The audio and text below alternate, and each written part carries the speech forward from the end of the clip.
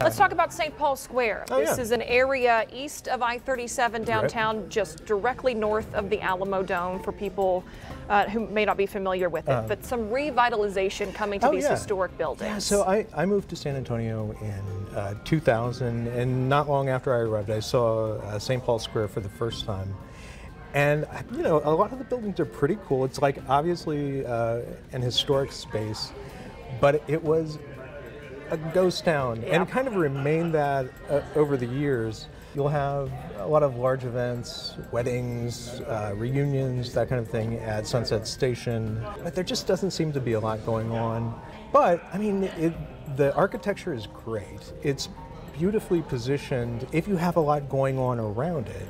And that's what's happening now. So, like, you've got the Baldwin, which is an apartment building, just I think due north of Sunset Station. You've got the Fedora condo tower right next to the Baldwin. You've got housing kind of developing all around there. So you're kind of getting this critical mass of people who are interested. Like if they had options, exactly. There'd be an appetite for something there. Yeah, food, entertainment.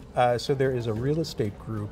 Anytime you have demand kind of building up like that, you know, somebody is going to swoop in, they'll identify it, and they'll start building. That's what's happened with East Commerce Realty. This is it's a group of real estate developers that includes David Adelman, who's done just a lot of really good downtown projects and has a lot of experience with this kind of thing. So they've acquired several buildings from the city. I mean, a lot of this is city-owned.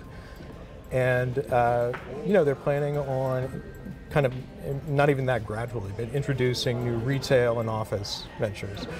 So I would expect to see a lot more going on in St. Paul, you know, in the next 2 or 3 years. Talking, you know, bars, restaurants, things that people who live in the area. Right, I mean, we don't have any definite plans yet, but everything you just mentioned totally stands to reason. I mean, especially, you know, if you've got people living right there, you know, it's a short walk for anybody who lives in the Baldwin or the Fedora, or even at the Alteza at the Grand Hyatt. You know, it's just hop over to St. Paul, grab a drink, grab a meal. Yeah, it's great.